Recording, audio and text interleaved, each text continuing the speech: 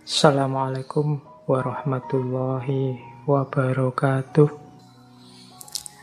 Baik, kita lanjutkan ya. Saya tidak tahu kamu kerasan apa tidak tema kayak gini. Jangan-jangan kamu sudah panas ini. Kalau ketemu tema-tema suruh tobat, suruh waduh Pak ini. Tobat saya Pak. Terus, nah ini menarik, saya ambil dari Syekh Abdul Qadir Jailani. Dari kitab beliau, Hunyah. Al-Hunyah li Thalibil Haqqi Azza wa Jalla. Indikator kalau kita tobat diterima atau tidak. Nah ini Syekh Abdul Qadir Jailani punya teori menarik.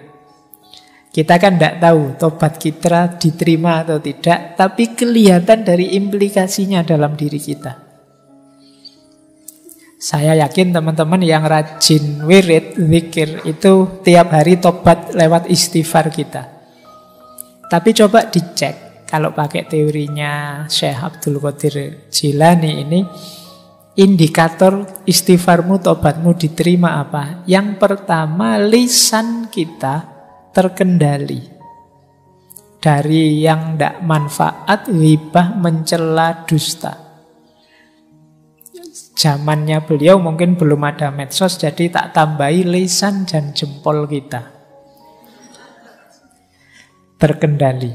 Jadi kita sangat hati-hati kalau ingin bicara atau kalau ingin posting sesuatu yang bersinggungan dengan orang lain. Kita ngomong yang manfaat-manfaat atau yang ghibah-ghibah atau yang mencela atau yang dusta. Kalau masih bertaburan ketidakmanfaatan, ghibah, mencela, dusta, tobat kita sebenarnya belum tuntas. Lah itu kan sudah dosa lagi itu namanya. Berarti tobat kita belum sukses. Ya seperti tadi kita itu sering memberikan pembenaran-pembenaran terhadap dosa kita. Ghibah kita beri nama lain, ini kan demi kebenaran Pak. Karena ghibah itu memang sesuatu yang benar, tapi sesuatu yang benar yang tidak disukai oleh orang yang bersangkutan. Nah terus kita sebarkan kemana-mana. Ini namanya ghibah, ini penghalang kita dari Allah. Jadi kalau masih banyak ininya, yang tidak manfaat, yang hibah, yang mencela orang, merendahkan orang, menjatuhkan nama baik orang, mencaci maki orang, mendustai orang, tobat kita masih belum tuntas, masih belum diterima. Lupa tapi yang sana maki-maki dulu Pak. Iya, yang sana tobatnya tidak diterima, kalau kamu balas maki-maki, kamu juga berarti. Kita sering tidak sadar ini. Yang kedua, tobat yang sukses itu melenyapkan rasa dengki dan permusuhan terhadap apapun, terhadap siapapun. Orang yang bertobat itu batinnya bersih. Cirinya batin yang bersih itu di situ tidak ada akhlak yang madhmumah, tercela. Kebencian, kedengkian, dan permusuhan itu bagian dari akhlak yang madhmumah. Jadi, kalau masih ada benci atau dengki pada siapapun, saya dendam sekali sama mantan saya, Pak. Sudah habis banyak, malah ditinggal. Capek-capek tak bikinin skripsi ya. Saya belum lulus, dia lulus duluan. Malah aku ditinggal. Terus mau inget-inget. Itu bagian dari kebencian. Mungkin kamu pengen balas dendam, kedengkian, permusuhanmu. Jadi benci itu kan tipis sebenarnya dengan cinta. Sibuknya sama, kayak orang mencintai. Cuma kalau dengki, benci, kamu sibuk menjatuhkan, sibuk mencari kejelekannya. Kalau cinta kamu sibuk mencari yang membahagiakan dia. Repotnya sama. Benci kadang-kadang lebih repot.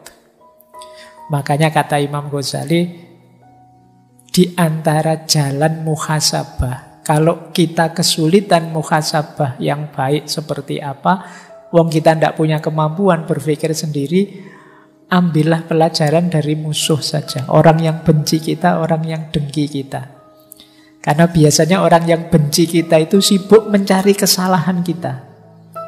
Alhamdulillah loh, kita dicarikan salah kita di mana. Kita mencari sendiri tidak bisa. Jadi bahagialah kalian yang hatersnya banyak. Jadi kalau kamu punya banyak haters kan itu tiap hari kan kamu diserang terus. Kamu salah ini, kamu salah itu.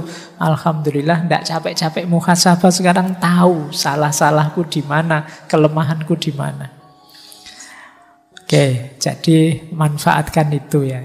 Kamu kadang-kadang stres sendiri gara-gara haters. Yo lumayan kamu dapat, tidak usah bayari orang untuk bantu kamu. Dia sudah mencarikanmu salahmu di mana, kurangmu di mana. Yang ketiga, ini menarik kata beliau, Syekh Abdul Qadir Jailani, cirinya orang yang tobatnya diterima, itu hatinya kuat dan siap meninggalkan kawan yang memberi pengaruh buruk. Ini kalau diterjemahkan pakai bahasanya anak-anak hari ini, bisa menjauh dari toxic people. Jadi kalau ada teman kok toksik, ditinggal saja.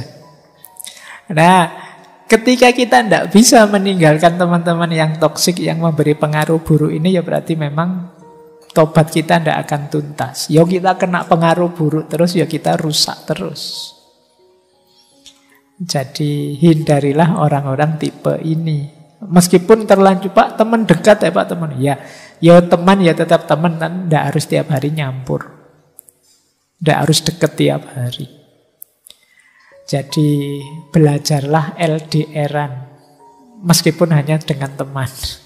Apalagi teman yang toksik. Jadi yang merusak saja, yang menyulitkanmu saja. Karena ya kalau temanmu sangat berpengaruh padamu, sementara pengaruhnya negatif, ya sulit kamu menuntaskan aktivitas tobatmu. Yang keempat, indikator tobatmu diterima itu rasanya kamu belum siap mati terus. Maksudnya apa? Kamu merasa kurang terus. Wah, ini masih belum imbang, amalku masih belum banyak, dosaku masih lebih besar. Jadi mati rasanya kok belum siap terus. Bukan belum siap mati karena saya belum kawin ya Pak. Saya belum, bukan itu. Belum siap matinya karena merasa amalku belum cukup. Kebaikanku masih kalah banyak dengan keburukanku, dengan dosaku. Nah ini berarti kalau kita masih merasa begitu, indikator bahwa tobat kita sudah mulai beres. Sudah mulai sungguh-sungguh. Belum siap mati, menyesal terus, ingin mohon ampun terus. Nah, jadi ini 4 indikator diterimanya taubat. Menurut Syekh Abdul Qadir Jailani dalam kitab Hunya. Nah ini coba dicek ya, nanti introspeksi dalam diri kita. Apa dalam diri kita masih ada output yang sifatnya tidak manfaat, merusak, menyakiti orang, dusta pada orang. Kemudian masih ada tidak dalam diri kita rasa dengki, rasa permusuhan, rasa dendam pada siapapun. Kemudian circle kita masih circle yang positif enggak? Atau jangan-jangan isinya orang toksik semua? Atau jangan-jangan kita lah si toksik itu? Lebih parah lagi. Jadi kalau besok kok tiba-tiba temanmu menghindar semua, jangan-jangan yang toksik itu aku. Tobatmu harus lebih serius berarti. Nah yang keempat, ayo coba dikalkulasi, kamu siap enggak kalau saat ini juga kamu dipanggil oleh Allah? Apa dosamu sudah bersih? Apa amalmu sudah imbang untuk mengimbangi dosa dan maksiatmu? Oke, untuk malam hari ini saya cukupkan sekian dulu. Mohon maaf kalau ada yang kurang berkenan, mungkin 1-2 kekurangan apa, mohon dimaklumi. Kalau ada kekhilafan, kealpaan yang teman-teman ngerti benernya seperti apa, ya silahkan disampaikan. Kurang lebihnya mohon maaf. Wallahul muwaffiq. Wallahu a'lam bissawab. Wassalamualaikum warahmatullahi wabarakatuh.